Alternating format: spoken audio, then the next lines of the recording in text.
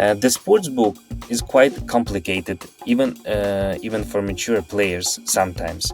So we believe that simplifying the sportsbook, making possible to make bets in one click, and propose something that is relevant exactly for specific players is the key for success. This podcast is sponsored by Pragmatic Solutions, the player account management platform chosen by today's smart betting and gaming operators. Don't let technical constraints delay you from achieving your business goals. Expand your business, boost your margins, and dominate the market in any leading regulated jurisdiction with our powerful, flexible, and secure iGaming platform. Enjoy its extensive marketing tools, compliance protection, real-time data, and a wide portfolio of over 1,000 industry providers. It's time to upgrade your technology. Let Pragmatic Solutions show you the modern approach. Visit pragmatic.solutions and join the smart thinkers. This podcast is brought to you by Pragmatic Play, a leading game developer providing player favorites to the most successful brands across the industry. With an award-winning multi-product portfolio of slots, live casino, bingo, virtual sports, and more, Pragmatic Play is powering up new possibilities of play through one single API. Visit pragmaticplay.com and discover your favorite every time.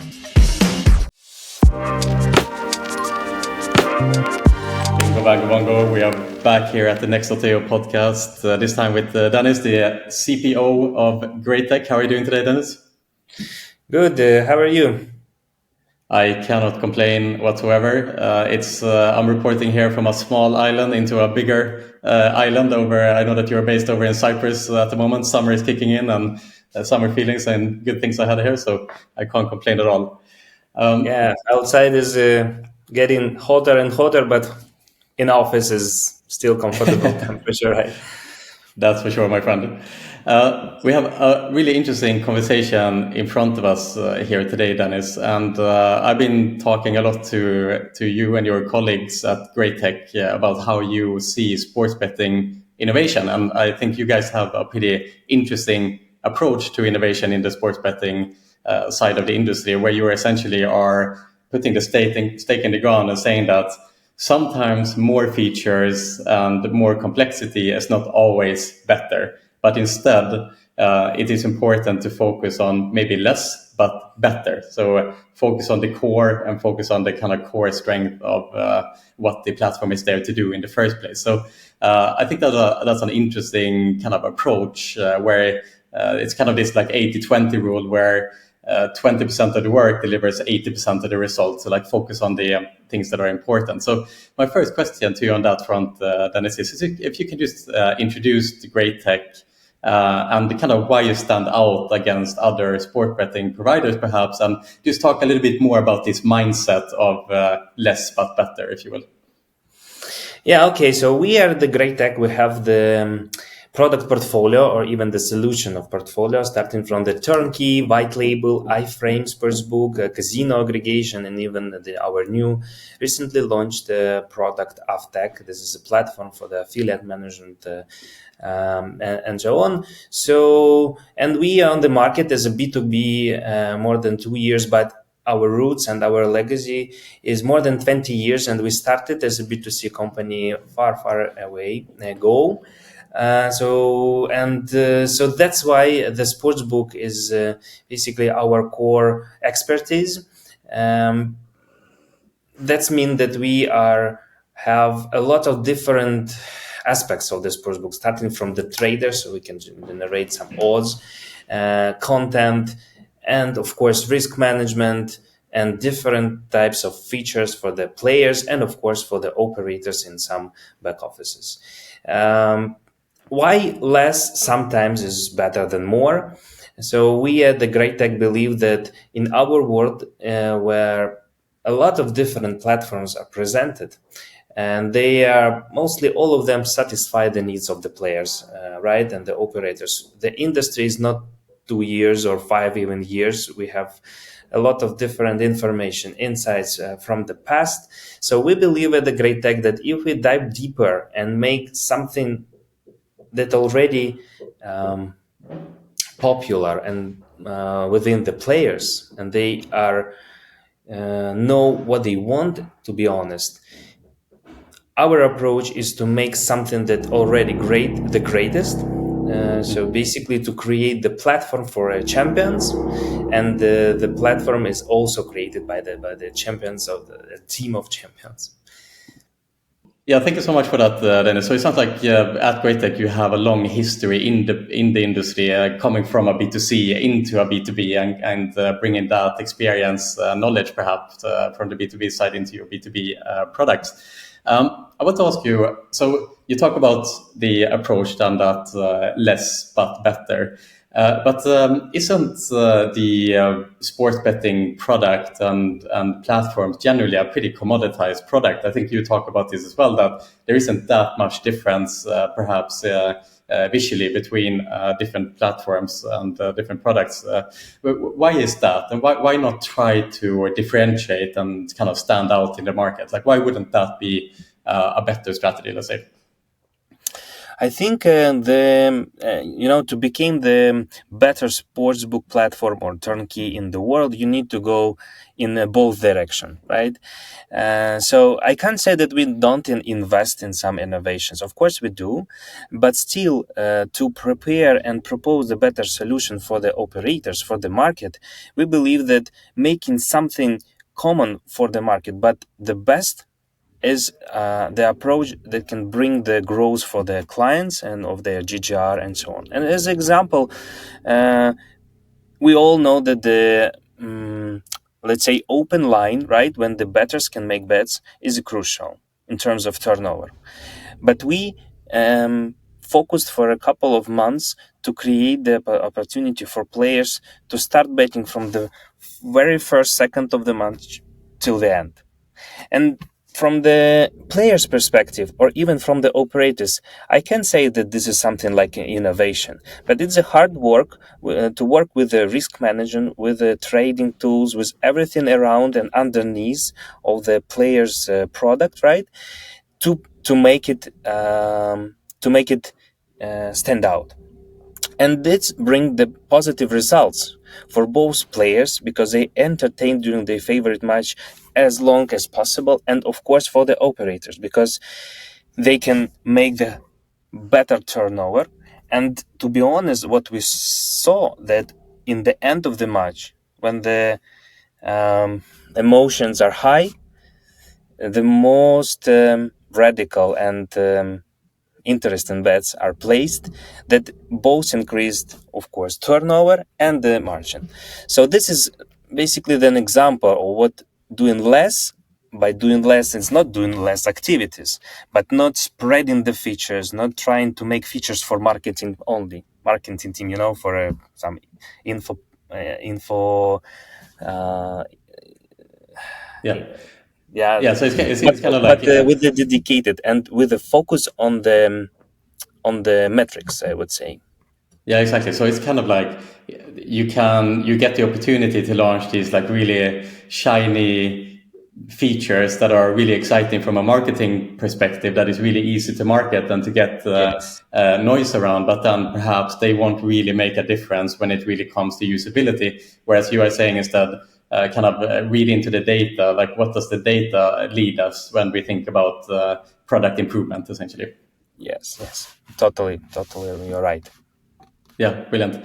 And it must be pretty hard still, though. I would imagine that you have a lot of customers that perhaps don't share that mindset always. Like they might want to have a new shiny feature, or they have seen that a competitor to you have some particular feature that they also want. And then at the same time, you're trying to stay focused on what you know is important. And sometimes like you might even know what is better for the client than they do, for example. How do you stay focused in that environment where the customers are pushing you in different directions, but you really want to kind of maintain this less but better structure? You're right. Yeah, totally right. This is quite the challenge for, I would say, every B2B company working closely with the clients. But we have, I would say, approach that relates to the strategic decisions. So as we are in a great tech believes that it is not possible to make the perfect and converting platform through all the world in all countries. We are focusing on the particular geos or macro regions. And when we see, and the second also important point here, that we are looking for the mature clients that already succeed in some geos and would like to extend their operational activities in the same or some new geos. So we are working with the experienced clients mainly. And combining these two aspects of the strategy, when we're reviewing the backlog of all the client requests, they are, I would say, often match with our strategic initiatives, because they add some expertise for us, and we can negotiate. And the third one, I would say, what helps here to find the common ground is to talk with the clients and try to understand the needs and pain points, and then convert them into the solution. And most often, it helps not doing the request as it is, but propose something that works for their needs and pains. But I totally agree. Sometimes we just need to make something because we need, and it's also part of our life. We are ready for this. We have like a big development team and have dedicated capacity and even teams, especially for the big clients that can work directly with the backlogs of the clients. Yeah, brilliant. And that must lead to another interesting challenge for you guys, which is, sometimes when a customer requests a feature, they want it now, right? Whereas like there is a trade-off. There is sometimes, I imagine, in timelines to develop features where you can either develop it now, but that is a trade-off in quality of that particular feature, or to take a longer term approach and so on. And that must be a bit of a challenge too, where clients want things now, whereas perhaps you want to make sure that the quality of the product is there as well. Yeah, and again, we can come closer to our strategy. And I would say the second pillar of the strategy is to create the extendable platform. So what does it mean? It's to provide the clients with a set of tools, both for the operator or managers, like something like back offices with a full list of needed features for the operations, and also for developers, different APIs and other interfaces for data analysts. So if the client is needed for the real speed, they can use our interfaces and tools to create something on top of the platform and be fully, to take fully under control the speed of the execution and development. This is one option. The second one, as I said, is a dedicated team. So this is also the business model that works for some big clients they don't want to have the development team on their side, but they are ready to invest, and they believe that this is a path to the success. But eventually, this is not so many requests like this. Do it here and so on. We know that sometimes it's better to make a step back, analyze, and this is basically the art of product management in the B2B, how to combine different requests from multiple geos and create the one solution that fits this very different needs and requests. Yeah, brilliant. And if you do think about innovation in the sports betting product in the next coming years, do you expect there to be any major disruption in the field? Obviously AI is on everyone's lips right now. Will that kind of change in how you're thinking about the future of a sports betting product? Or do you focus on other areas, automations, so on and so forth? Like, how do you view innovation in the next coming years in the sports betting product? In the Sportsbook, we believe in the great tech that word, same as in any other industry, is facing the huge challenge how to attract the attention of the players, right? How to keep them interested in the product. The Sportsbook is quite complicated, even for mature players sometimes. So we believe that True. simplifying the Sportsbook, making possible to make bets in one click, and propose something that is relevant exactly for specific players is the key for success. Starting from the onboarding new players and growing the retention for the existing user base. And this is the place where the artificial intelligence, data science, and so on can help basically to create something very unique for the player's journey with a product. And we have quite success here because we have more than 5 years of experience and making different A/B tests with the models that basically propose something to the player. So while other platforms is focusing on how to make the personalization, of the sports menu, we are focusing on how to provide the client with a specific market of the specific event. And this is again this less than more approach. So we are just focusing on this making shorter as possible path from the start, right, from when the player just entered the website to the bet. It's what is relates to the sportsbook, for example. But in general, the new technologies help not only for the players but also for the operators and let's say different stakeholders, right? For the operators, we are now about to launch the new version of casino CoPilot agent that will help to analyze on the go the key metrics and propose some even changes to the managers, right, that operate with the casino products. And of course, we have the stakeholders inside the company, right? We would like to, as well as for our clients and players, we would like to, our ambition is to provide with the high performance solutions, right? The same within the company.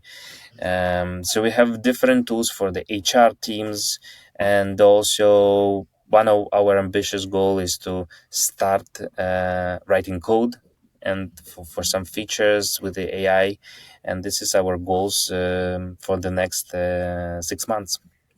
All right. So obviously, Great Tech is a highly technological forward company. It's in the name, of course, Great Tech. And as it comes to AI, you would be on the side of the fence where you believe that it will bring big disruption in the future, or a big opportunity, let's say, to make the product even more efficient. And I think also it's interesting what you point out then is that you aren't again talking about all the new shiny features that may come by the use of AI, but to simplify, to make it more efficient. Like that is still what you are seeing this kind of advent of. Yeah, interesting.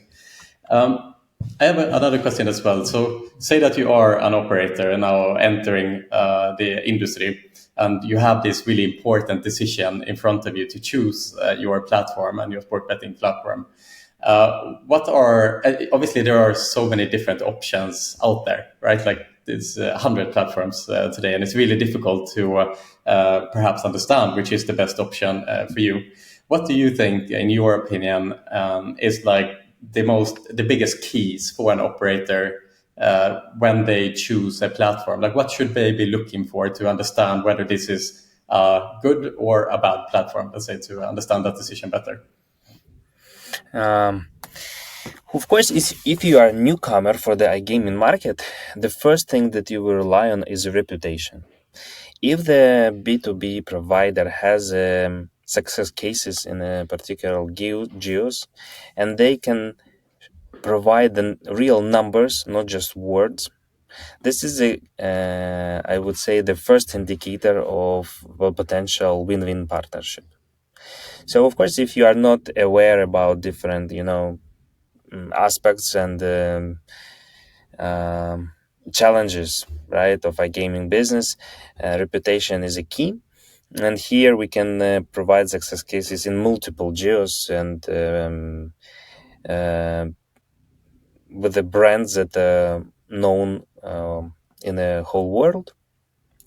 The second one, I would say that if one person can describe very well the platform, its capabilities, and convert features into the value, and present it in the right way, that means that the company is really know what they are doing.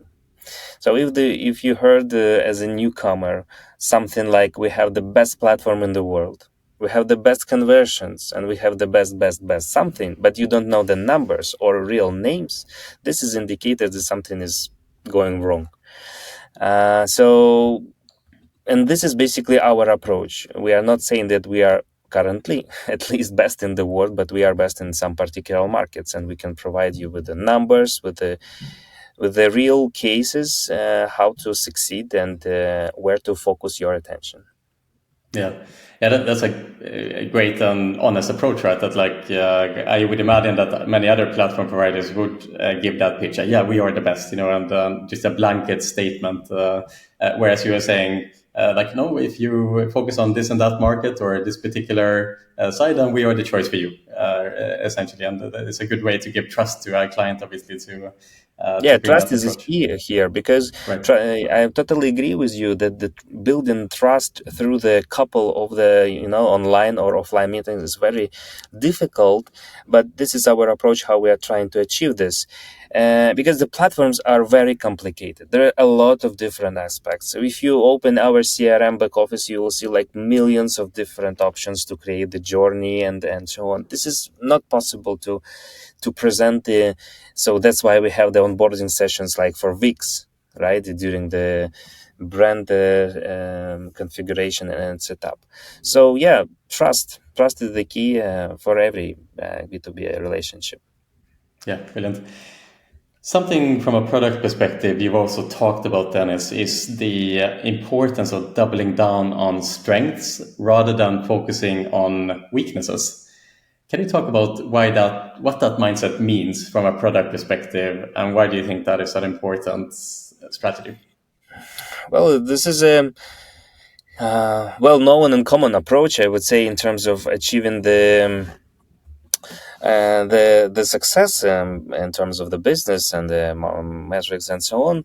So if we are the company can be slightly better, even slightly, for 1 millimeter better, I would say, than others, it makes our competitive advantage and point of difference. This is when we can say that we are differentiate from others, right?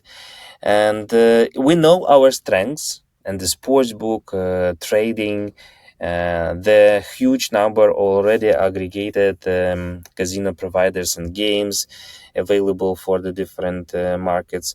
We know this is our key advantages, as well as a personalization and the ability to customize the front end for the players, create different journeys in the CRM that is tightly connected to the platform, so there is not third party when you lose some data and so on. And we are trying to push this more and more and achieve the result when we can say we can say, and also our clients and the market can say that we are champions in something. Of course, we don't forget about some weaknesses. This is obvious. But if we are talking about 2080, right? Again, we are putting more and more efforts on to become very good in some must-have things, as a conversion to the first-time deposit or second-time deposit, and so on. And this approach makes you stand out of others, I would say. Brilliant. I want to change the pace a little bit, change topic here, Denys. I saw a LinkedIn post that you made recently where you made the argument that coffee lines are sometimes more productive than actual expos. And I thought that was quite interesting post, considering that we organize conferences ourselves. But I wanted to ask you, what do you mean of that approach, that coffee lines are sometimes more productive than the standard than at the expos? Like, how do you get kind of most value out of these conversations? So it is a little bit funny post, but still the idea and the idea is that sometimes people came back from the conferences, and we see it in our company too, and they are frustrated because their expectation from the conference that they will go to some keynote presentation and they will know something very useful and practical for the day-to-day life, and this is basically not possible for such big events, right? When on the stage people present some general ideas, and it's fine. Same near the booth, we are working there, we are presenting some prepared information and speeches and so on. And when people start in informal communication somewhere in the coffee lines or waiting for the food or after the conference going to the bar tour or something like this, we are as a human starting just to share our pains and insights and everything. And for the practical point of view, if you would like to go to the conference, came back and doing something differently, the best approach is to know the people, to talk with the people and share your experience and get some from the people. So not to be frustrated, not to be, to make the high hopes from the silver bullet. It's just the people around that still doing the same job and facing most probably very similar challenges as you. And they probably already tackled them and know the solutions. Brilliant. So this is Thank you basically so the much. idea. Yeah, thank you for the advice, Denys. I'll make sure it our shows to create more coffee lines in the future than to spur on these type of conversations. I appreciate that. Yeah, nobody likes the coffee lines, right? Nobody likes it. Waiting for food, for coffee, we are always in a rush. But afterwards, if you talk with your colleagues, where there's all the interesting story comes. Yeah, Yeah. yeah, yeah. Yeah, no, it's absolutely right. But it is a really good point, and I think maybe to follow up on that point, sometimes we have this expectation of like we want to set as many meetings as we can, and all these meetings are like 15 minutes long, and they are really impersonal sometimes. So there's not really that much to get from them. But as you point out, when you can be relaxed and you can breathe and you can be with a Yes. client and you can become friends with them and build the trust that you talked about earlier. At the end of the day, we want to do business with the people that we like and that we trust. And when we like and trust someone, you will end up opening up more to that person. And that's where the juicy kind of information comes at the end of the day. So I completely agree with you on that front. Yeah, that's true. And this is again less, but better, right? It's better to Yes, have but three better. There we meeting, go. right? Not 20, Yeah. but make them really good. 100%. And we talk about that at Next all the time as well. Like, don't book yourself overly meetings. Focus on the quality. Less but better. We share that mindset with you. Final question here for you today, Denys, before I let you go. What is next now for Great Tech itself? What is the focus for you guys at the moment? And maybe a bigger question is, where do you see the company in 3 years' time, let's say? In 3 years. So we see the Great Tech in the future is a platform for champions, created by champions, and this means that at least in the 5 different geos with our products, we would like to be the ultimate leaders. So we are entering the heavyweight club, and now going from good to great. So our ambition is to make such solutions and products for very specific number of geos or macro regions that definitely will be best in class and recognized by the client. This is our ambition. And what relates to the geos, this is, as we mentioned before, one of our pillars of the strategy. So we are investing now in improving some particular geos and investing time and money and resources.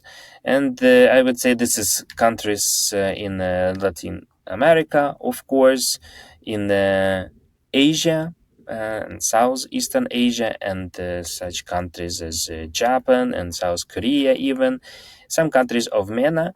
And as we have different products, like a bunch of products, but our flagship now is, of course, a turnkey.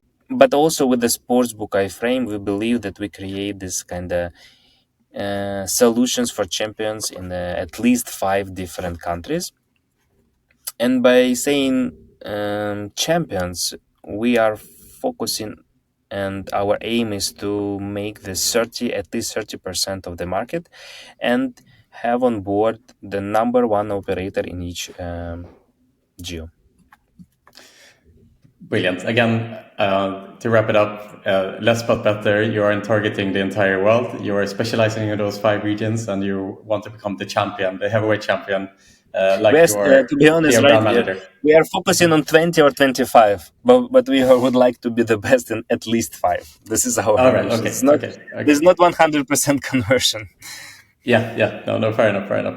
But brilliant, Denys, and thank you so much for kind of opening the playbook here to the success of Great Tech that had led you to become that leader in the markets that you are targeting. It's just a good reminder sometimes out there that it's not about chasing those shiny objects or doing as much as you can, but it's important to focus on the bigger and the most important thing, and that translates not just into your product roadmap, but how we work as professionals, how we adapt to be the best that we can be in our day-to-day life. It's always better to focus on what actually brings value at the end of the day rather than the incremental things. So thank you so much, Denys, for the playbook here today, and I wish you all the best. Yes, thank you very much for having me. It was a great pleasure to talk with you again. See you next time. Goodbye. See you soon.